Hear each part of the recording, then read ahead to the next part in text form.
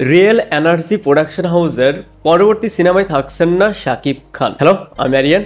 এই ভিডিওতে এমন একটা আপডেট শেয়ার করব, এটা শোনার পর হয়তো কিছু অডিয়েন্সের একটু খারাপ লাগা কাজ করতে পারে, বাট আমার কাছে মনে হয়েছে যে এটা হওয়া উচিত। এই আপডেটটা নেওয়া হয়েছে বিএমআর পেজ থেকে। বরবাদের ডিরেক্টর ছিলেন মেহেদী হাসান হৃদয়, যারা প্রডিউসার ছিলেন তারাও চাচ্ছিলেন যে তাদের পরবর্তী সিনেমাটা শাকিব খানের সাথেই হোক, এবং সেটা 2026-এর ঈদ উল ফিতরে। বাট রিসেন্ট শাকিব খান কিন্তু তার 2026-এর ঈদ উল ফিতরের সিনেমার অ্যানাউন্সমেন্ট কিন্তু অলরেডি করে দিয়েছে। সো 2026-এর ঈদ উল ফিতর কিন্তু অলরেডি বুকড, যার কারণে পসিবল নয় রিয়েল এনার্জি প্রোডাকশন হাউসের সাথে বা মেহেদী হাসান হৃদয়ের সাথে 2026-এর সেই ঈদকে কেন্দ্র করে কোন একটা সিনেমা করা। তো এখন প্রশ্ন হচ্ছে, তাহলে কি 2026-এর ঈদ উল ফিতরে মেহেদী হাসান হৃদয় বা রিয়েল এনার্জি প্রোডাকশন হাউসের তরফ থেকে কোনো সিনেমা আসবে না, বা এর আগে কোনো সিনেমা আসবে না? এটার অ্যান্সার হচ্ছে আসবে। জন্যই আমি ভিডিওর শুরুতে বললাম, অনেকেই হতে চাচ্ছিলেন যে বরবাদের পর আরো একটা কাজ মেহেদী হাসান হৃদয়ের সাথে হোক বা সেই প্রোডাকশন হাউসের সাথে হোক। হ্যাঁ, এটা হলে ভালো হতো, বাট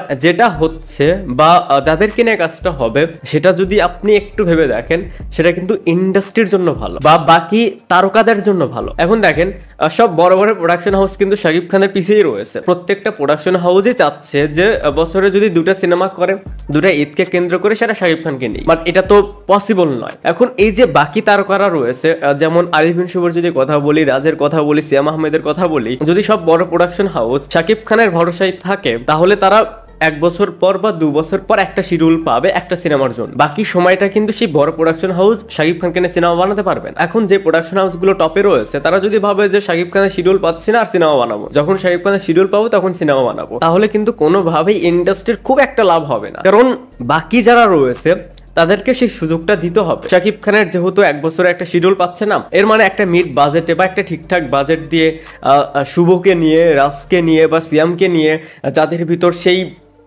সম্ভাবনাটা রয়েছে, তাদেরকে নিয়ে কাজ করা উচিত। দেখেন, রিসেন্ট যদি আরিফিন শুভর সিনেমা দেখেন, সিয়াম, রাজ, তাদের কোনো সিনেমাই কিন্তু বড় ব্যানার থেকে হচ্ছে না, বড় প্রোডাকশন হাউস থেকে হচ্ছে না। যখন একটা cinema real energy production house থেকে হবে, তখন তাদের মার্কেটিং পলিসিটা আলাদা, তাদের একটা ভালো বাজেট থাকে। বা যখন চরকি থেকে হবে, আলফাই থেকে হবে, তখন সেই সিনেমাটা এক্সট্রা একটা বুস্ট পাবে। সো বড় প্রোডাকশন হাউসগুলোর উচিত এদেরকে নিয়েও কাজ করা। আবার দেখেন, এটা কিন্তু ডিরেক্টরদের ক্ষেত্রেও সেম। মেহেদী হাসান হৃদয় যদি ভাবে যে শাকিব খান স্যার সিনেমা বানাবো না, রায়হান রাফি যদি ভাবে যে শাকিব খান স্যার সিনেমা বানাবো না, তাহলে তো হবে না। যারা বড় ডিরেক্টর, যারা এখন ভালো কাজ করছে, যাদের সিনেমা চলছে, তাদেরও উচিত শাকিব খানের শিডিউল না পেলে অন্যকে নিয়ে কাজ করা। এবং এই চর্চাটা আমাদের এখানে একটু কমই দেখা যায়। বাট এবার সেরকমই কিছু হতে যাচ্ছে বা করতে যাচ্ছে রিয়েল এনার্জি প্রোডাকশন হাউস এবং মেহেদী হাসান হৃদয়। 2026-এর ঈদ উল ফিতরে তাদের একটা সিনেমা আসবে ঠিকঠাক একটা বাজেটে সম্ভবত, এবং তাদের পছন্দের তালিকায় রয়েছে আরিফিন শুভ, রাজ এবং সিয়াম আহমেদ। এটার জন্যই ভালো লাগছে যে না, এই প্রোডাকশন হাউসটা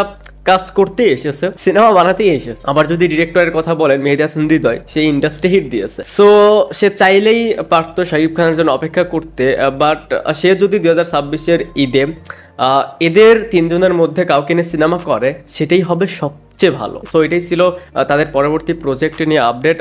তারা খুব তাড়াতাড়ি অফিসিয়ালি ভাবে হয়তো কিছু জানাবে। ভিডিওটা দেখার জন্য অসংখ্য ধন্যবাদ। এই চ্যানেলে যদি প্রথমবারের মতন হয়ে থাকেন, তাহলে প্লিজ সাবস্ক্রাইব। বাই।